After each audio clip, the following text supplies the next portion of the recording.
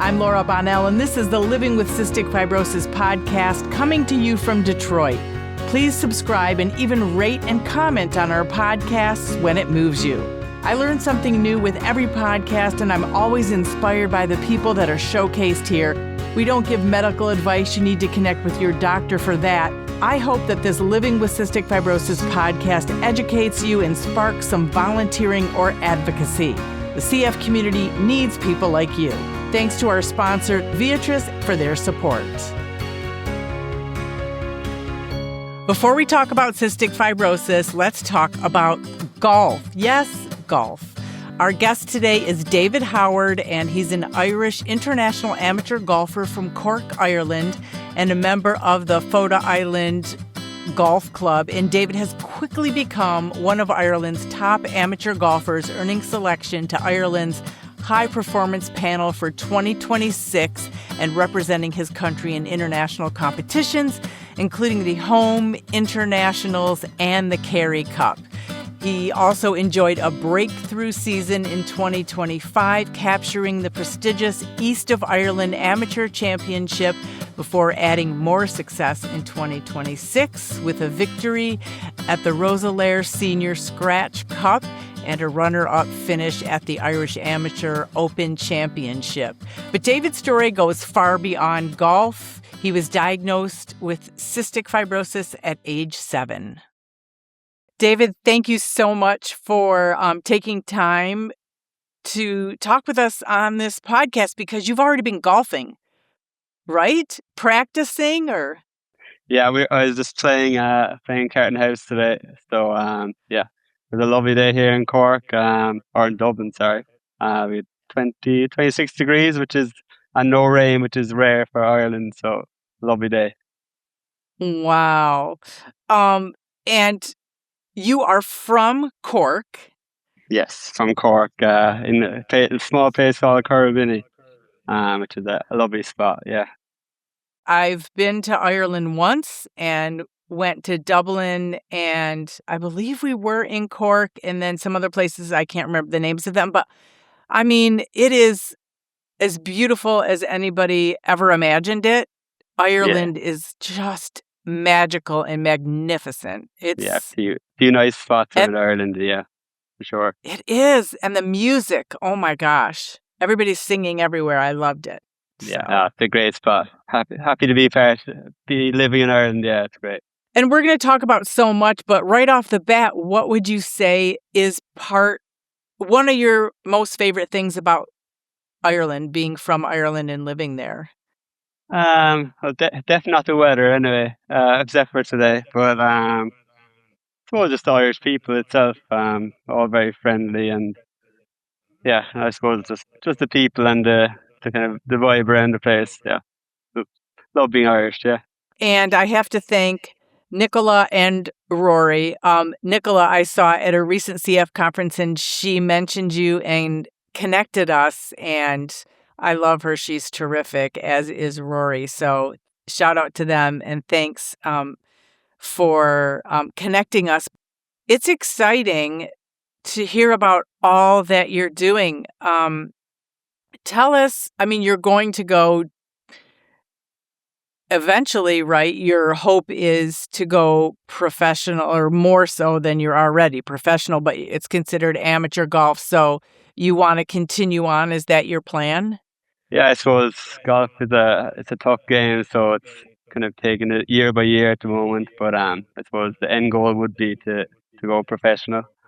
So kind of full-time amateur at the moment, and on the Irish squad, and playing kind of internationally, playing Irish championships and in England and in New York last year. And yeah, so it's pretty busy, and yeah, very enjoyable, and was kind of grateful to have the opportunity to do it.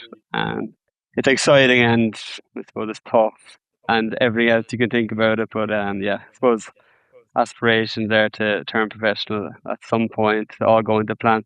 But as they say, it is the journey, and I would assume that everything you're doing is incredible. All the people that you're meeting and just getting to know everyone in your sport would seem magnificent.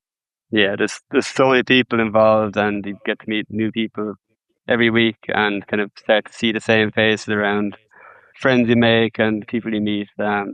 Everyone there in great support, and yeah, it's just good to be around like-minded people, and everyone seems pretty happy for the most part. So, where did your love of golf start? And when did that start?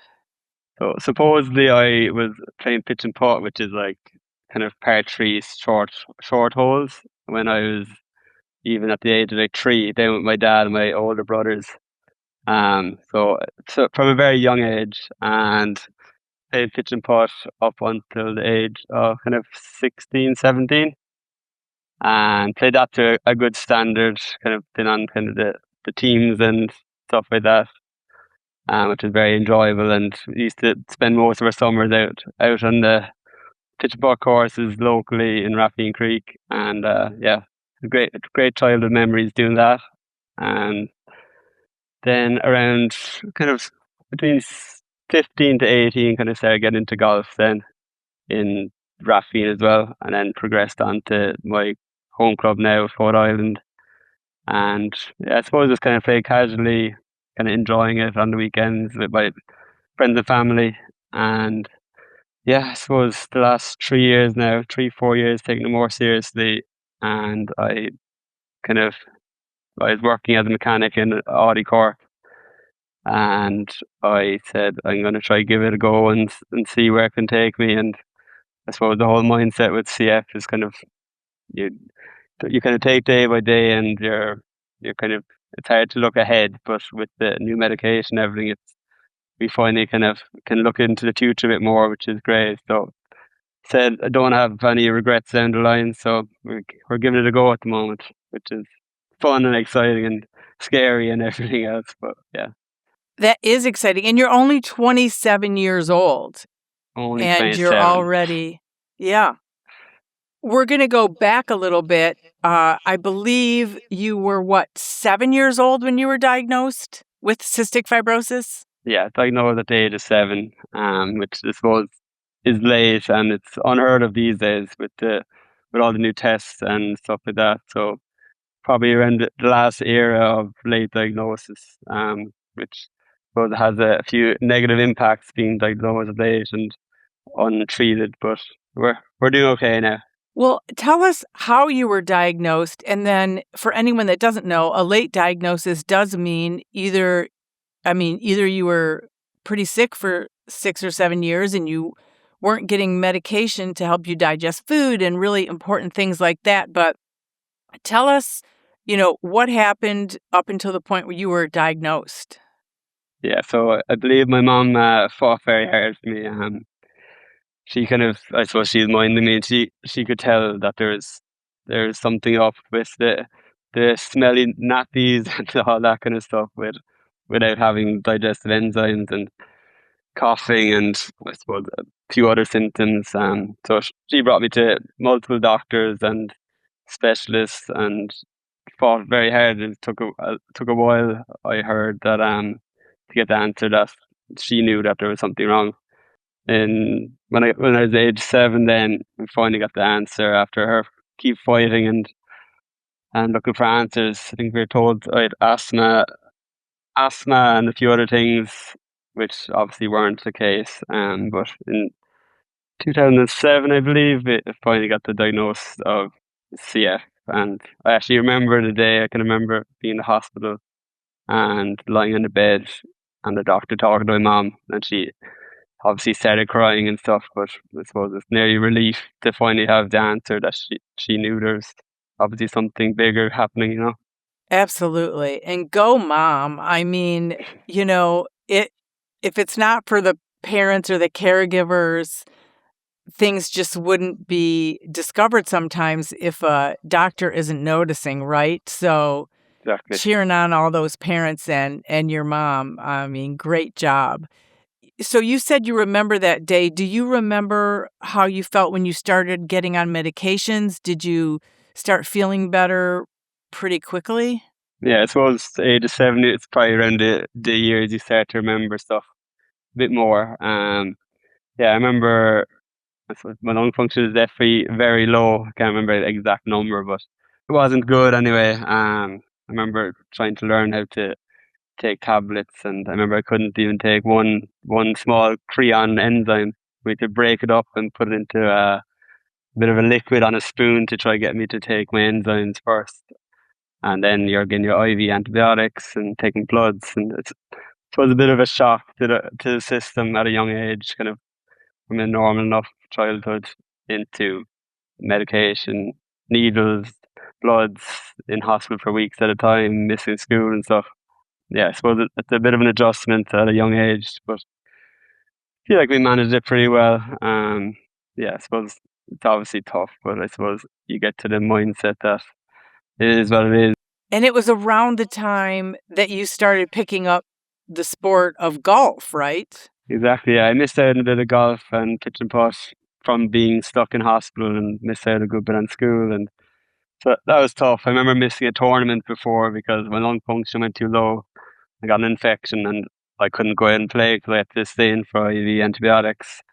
So like a few tough things like that. That kind of pushes you on to make you do your medication better and to get you out in the course and not get sick.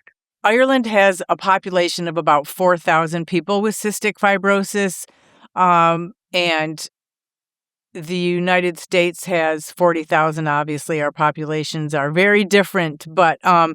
just to give people an idea of the difference in the population for cystic fibrosis, did you or did your parents find a CF community pretty quickly? I personally didn't anyway at the age of 7, but I'm not sure about my parents. My parents definitely went down a bit of a road of kind of CF fundraising and stuff like that for the local hospital and stuff. So I guess they probably would have got a bit of community and stuff through that. And with Cystic Fibrosis Ireland and stuff as well. I'm sure there was a bit going on back then for them. Not too sure, to be honest, because I was only 7. But yeah, I suppose at the age of 7, there's not much community, and you don't really know much people with CS either, because it's a pretty rare thing. So yeah, I suppose it's kind of a lonely enough disease, I suppose, in a way, because there's not many people who have it, and you can't really go for a coffee or close contact to chat about it. So I suppose it's kind of something you have to figure out yourself. I suppose it's good with the online stuff now. You can kind of see other people kind of going through the same thing you've been going through, or and stuff like that. So I suppose that's a positive from the social media side of things these days. And then I would guess, based on when Trikafta came out and when Ireland had access to it, were you about 14 or 13? And could you go on Trikafta? I don't think so, because I the first time we got it was, I think, 2019 or around Right. 2018, 19. I got on Orkambi. Maybe around Okay. that, I'm not sure. The first modulator that came into Ireland, which was huge. Yeah, big benefits straight away, and yeah, it's just great to see these big modulators and big medications kind of coming mainstream for people with CF, and kind of give us a bit more hope and a bit of a brighter future to look forward to. Absolutely. And so, because you're around so many people and you're in so many tournaments as an amateur golfer, are you open with your story of cystic fibrosis? Does everyone know about it? I suppose, yeah, it's kind of getting to the stage where you tell everyone, and well, you don't openly go around shouting it out, but when I was younger in school and stuff, I used to kind of try and hide it, and I suppose you're trying to not think about it, or you're hiding taking your enzymes around people so they don't think you're different, and you're just trying to fit in, especially at a young age, which I suppose is a hard thing to go through.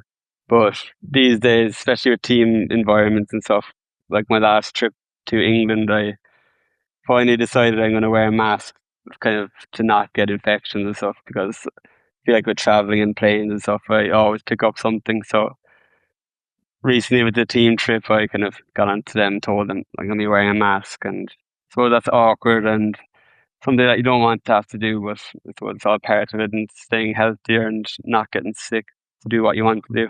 But how did your the team, and how did they react?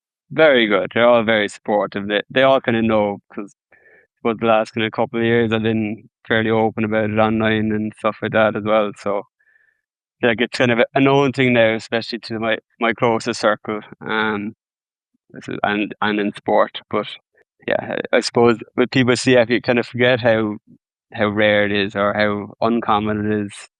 'Cause in your circle you think it's just a normal thing, and for me it's my day to day, and you just get on with it and you don't think any different of it. But when you take a look from the outside in, it's definitely yes, it's a bit different, right? Very different. And you still have to do treatments and everything around all the competition and practice and the travel. So Yeah. how do you manage all of that? Well, you have to plan a bit in advance, especially if you're going to be away for a while. Getting all the medication together. It's tough to do a bit of organising, but I suppose it has to be done. Bringing loads of medication, I think nearly fill up like a 10 kg suitcase with all the medication for a few months. Like so, I suppose the hospital and the team in the CUH at home are great and very helpful, and the chemist in Carrigaline and Walsh's are great as well. So all that stuff kind of makes things easier, and yeah, it is a bit of a hard thing to manage, but I suppose you get used to it after so long kind of doing it, you know. That is a lot, but I think that probably everyone can relate. And, you know, I didn't get a chance to ask you, but do you have siblings that you know are carriers or that have CF? So I have two older brothers, and they don't have CF. They actually finally got around to getting checked recently if they're carriers or not, and I don't think they got the results yet. So Oh, I've been at them for years trying to get them to just go in and check. It takes 5 minutes. But yeah, I think they're waiting on results at the moment to see if they're carriers or not. So we'll see soon. yeah. Isn't that interesting, too? We have a big family, and it was kind of the same thing. It's like, it's just so you know. It's so easy. It's a cheek swab most of the time, and it takes like a second. Yeah, just do it. Yeah, exactly. Exactly. Yeah. Because all that information is then helpful for the future and everything.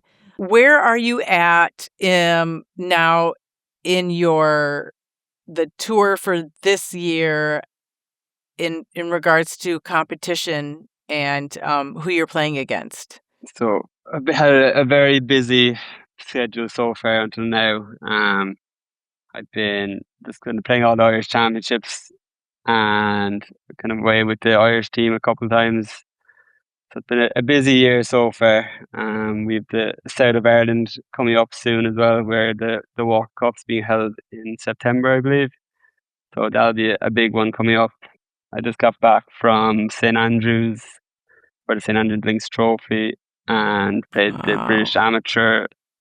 I was over in Hoylake and West Lancashire there. So it's been a busy few months. A lot more competitions than that, playing the Irish Amateur and stuff like that as well. Been loads going on, which is pretty busy, but managing pretty well and kind of staying pretty healthy for the most part.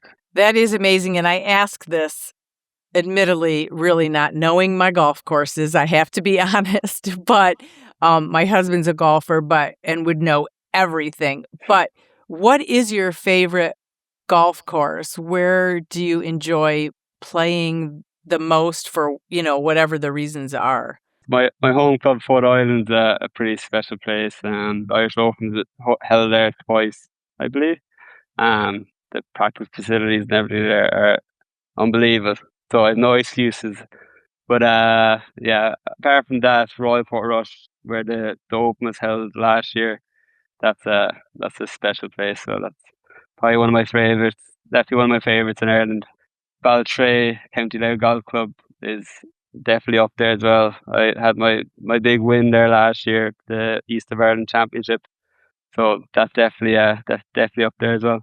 I mean, they are beautiful, the ones that I've seen or watched on TV. And even in Michigan, we have Oakland Hills. I don't know if you've ever played on it, or because I know you said you were in New York, but they are beautiful. They're just gorgeous They're places. incredible. Yeah, they're just so well manicured, and yeah, so it's a great place to spend your time during the day. I feel pretty lucky to be out in the fresh air around these lovely courses, and yeah, it doesn't get much better. Good office.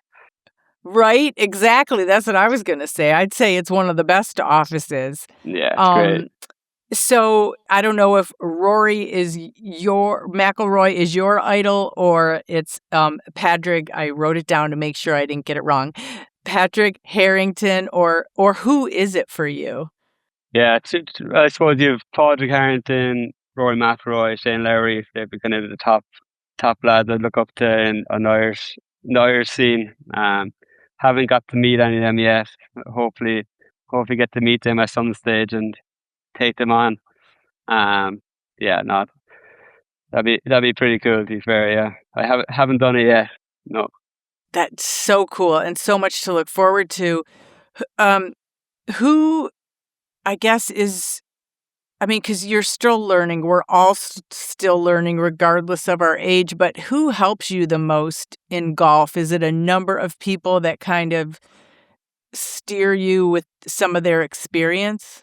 Definitely have a bit of a team coming together with over the last couple of years with Kev Morris in Fota kind of helps me with my swing and coaching that way, and a bunch of people in Fota, the members and everything, are super helpful and supportive. So you have to give a lot of credit to them, and my dad, who caddies me a lot, definitely have to give him a bit of credit too.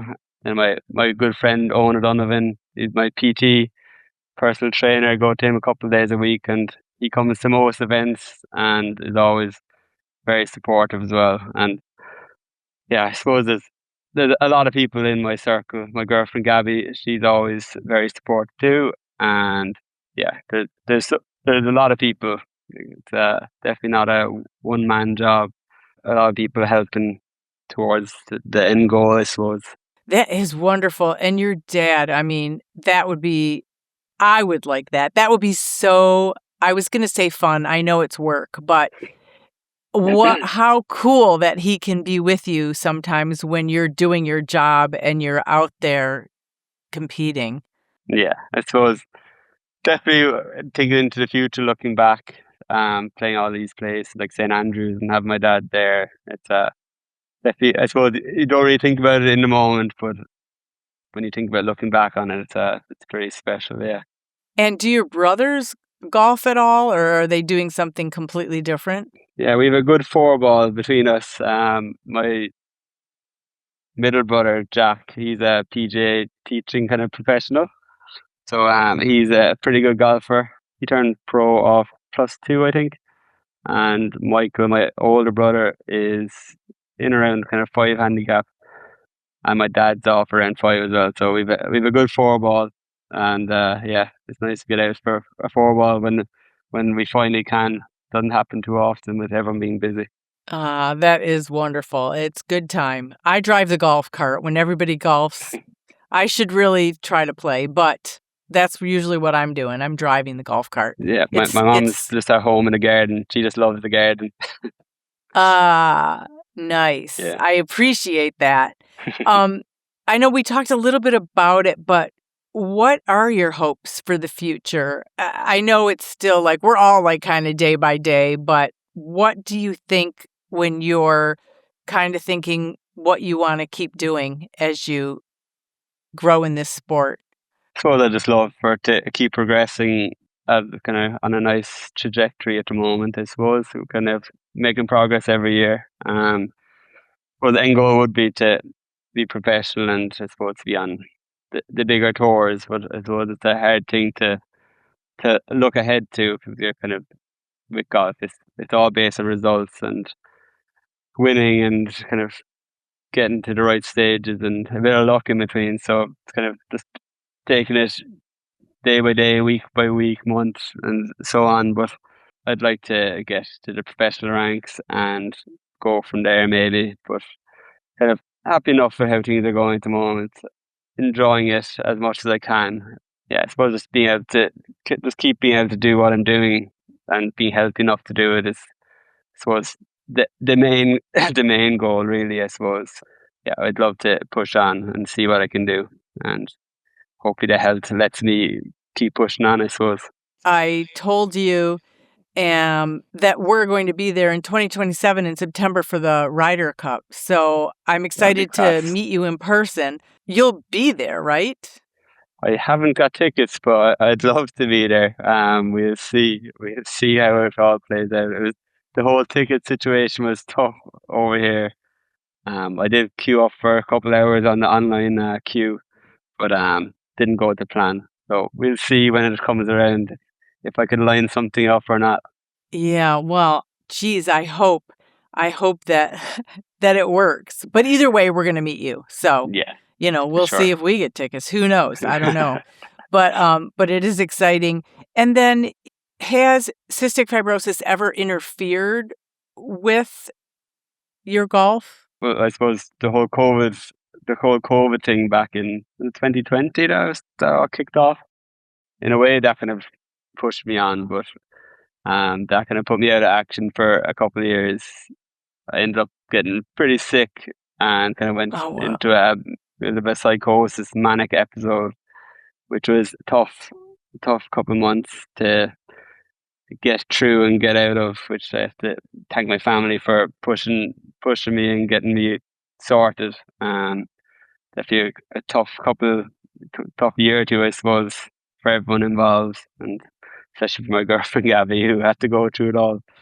But yeah, we got out the other end in the end, and got back to myself eventually. But after that, I kind of finished my degree in being a mechanic. Went to college, and I suppose after that and everything that went on, that I kind of finally made the decision then to give golf a go. So in a way, that kind of made me put in the work and make the decision to give golf a go. So everything happens for a reason, I suppose. Yeah, and let me just make sure I understand. You're talking about mental health? Yeah, big time. Yeah, Yeah, because that is, and I'm so glad that everybody's talking about it now.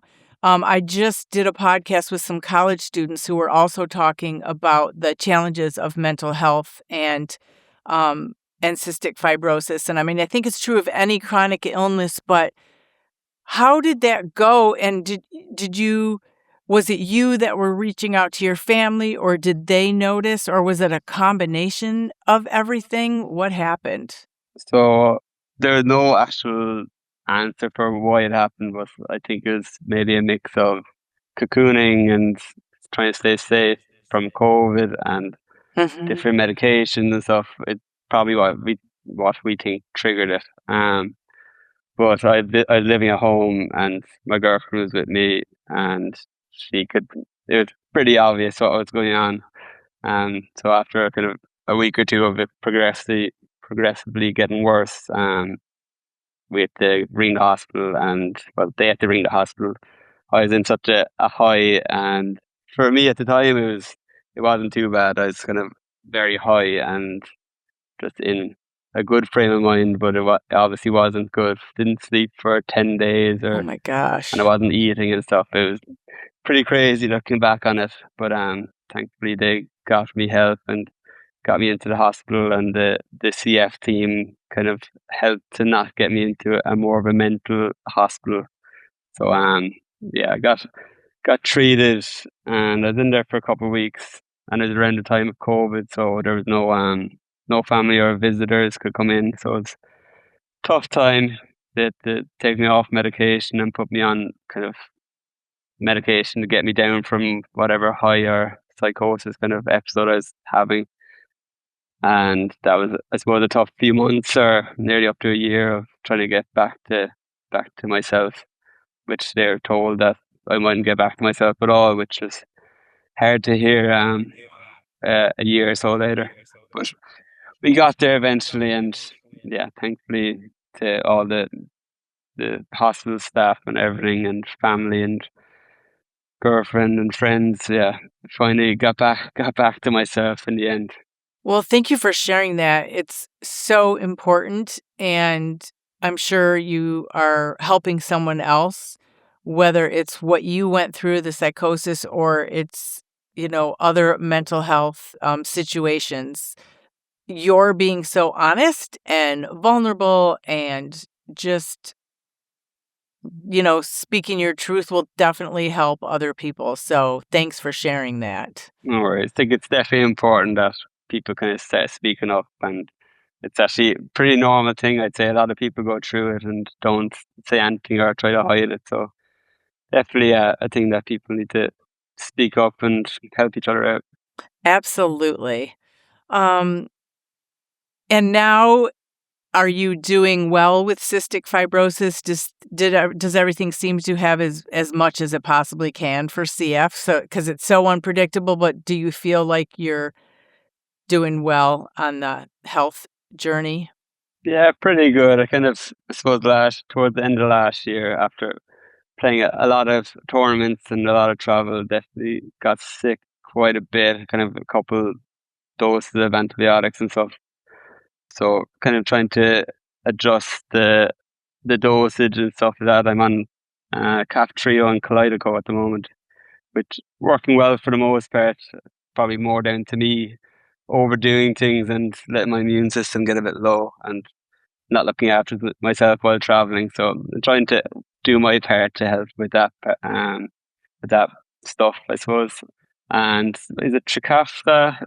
Is Trikafta the new one that I'm gonna try to start in September maybe when the season kind of comes to an end. I'm gonna give that a go and see how that one works. So you are on Trikafta, or you're thinking of trying it? So I'm on Kalydeco Kaftrio. and Okay. Kaftrio at the moment. S- So Trikafta is only just after coming into Ireland in the last few months, I believe. That's a So lift trek you're talking about. I'm oh, only okay, clarifying just so we don't give the wrong information out, but Kaftrio and Trikafta are the same thing. okay, You just call it Kaftrio in Europe there. So in okay. like the UK and Which the yeah, new one? in What is it? Ireland. A lift A trek? lift Is it trek. a lift trek? Yeah. So maybe I think I'm Yeah. starting a lift trek in September. Give that a go and kind of see how that one works for me, I think. Yeah, absolutely. I'm so excited that that's out there and all these new modulators are on the horizon in clinical trials. It's such an exciting time. Yeah, it's great. I suppose it's a good time to have CF, and it's great for the younger people coming up now, not to have all them the troubles and be not have the medication there. So it's great to have treatment and keep us healthier and hopefully have brighter futures. Absolutely. Tell us some more about your success winning the East of Ireland Amateur Championship. That was, I'm guessing, huge. I mean, that's a huge deal. Yeah, So, what did that win mean to you? yeah, that was great. That was last year, around this time last year. It was it was great. Yeah, it's quite nice to get a big win over the line. So that was my first major championship really in the amateur scene and up in Baltray County Low Golf Club. Yeah, it was unbelievable, and all the members up there in Baltray are class. So we had a great night celebrating up there, well into the early hours of the morning. But yeah, no, it's great to finally get a big win and show myself that I can do it and that I can win and can perform at the kind of higher level in Ireland anyway. So good to get one over the line, and suppose you're just trying to push on from there and try to get some more. That is exciting. And you probably don't consider yourself a role model, but you are. But are there boys and girls that, ask you for golfing advice because they're coming up, the young ranks of golf? Yeah, there'll be a few people who are getting on to me, and actually there's a couple of people CF who play golf kind of reach out to me through Instagram, which is pretty cool to see. I actually went out and watched one of them play. They're down kind of my area, so I went and watched him play And yeah, it's just cool to see, I suppose, me that I'm inspiring maybe a couple of people. Yeah, it's just, I suppose it's different, and it was, yeah, it's just great to kind of show some positivity around the whole situation. That is wonderful. And I mean, not only are you just setting such a wonderful example as an athlete, but also we hear everybody talking about how important it is for exercise and to stay fit for cystic fibrosis. Do you find that, that is another benefit of being a golfer? Definitely being out in the fresh air, and well, when you're close to the sea there on the links courses, the salty air is good for people with CF as well. So yeah, it's definitely not probably one of the better things to be doing having CF. It's definitely beneficial, and all the kind of fitness and stuff with that along with it is a huge help for someone with CF. So it all kind of works together well. Just need to, I suppose, there's always some things you could be doing better. Um, so just trying to find them small things to help, I suppose, at the end of the day. Oh my gosh, the small things are the big things because we're all like trying to make an impact, right? And it's so important. I think you're doing a great job. So all the So, the 1%, so all the small things add up. right? It is. What for you are some of what you consider your biggest accomplishments, whether it's in CF or golf or both or whatever it is that you do? What are you most proud of? I suppose just having a good mentality is a big thing, and not taking all the negatives, which you could easily do, I suppose, and especially having cystic fibrosis. I think it's just having a positive mindset and a good attitude, and taking the positives from what you can. I suppose I probably wouldn't be in this situation if I didn't have CF. So you're just trying to take all the positives you can. It could be a lot worse, and yeah, I suppose just need to get on with it, do what you need to do, and yeah, try enjoy it as you go through it. Great advice. And then how do you prepare with such an intense sport that is, I mean, I guess every sport is mental, but that's a lot of pressure. So how do you Yeah, handle that? I do a bit of work with sports psychologist Shannon Burke. Um, so I met her for a couple of times for a few sessions, and yeah, that's definitely a big part of golf. And I suppose you take that into your personal life too. So mental and psychology work is definitely a big part of it. And the CF team in CUH in Cork also have a psychologist on board as well. So do a bit of work with her, Kira.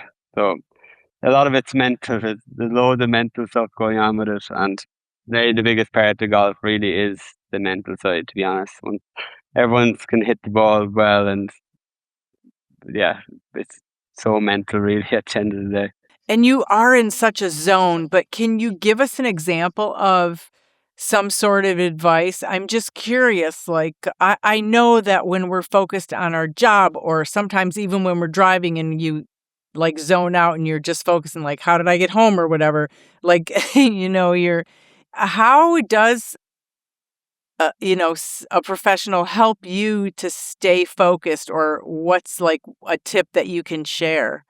Well, the big thing is just having a process, and kind of you're going through your process. So if you're in a pressure situation, then you're just bringing it back to the basics and just going through your process. With golf, it's the old cliche of one shot at a time. And Bob Rotella in his book says, "Make your next shot your best shot," and that's pretty much as it sounds so simple, but as I said, kind of it's just bring it back to the basics and kind of keep it simple.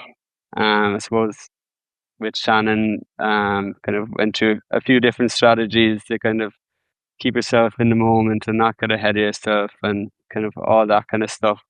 There's plenty to it, to be fair. Your mind can go wandering, but so yeah, just trying to bring yourself back to the moment and take it one shot at a time.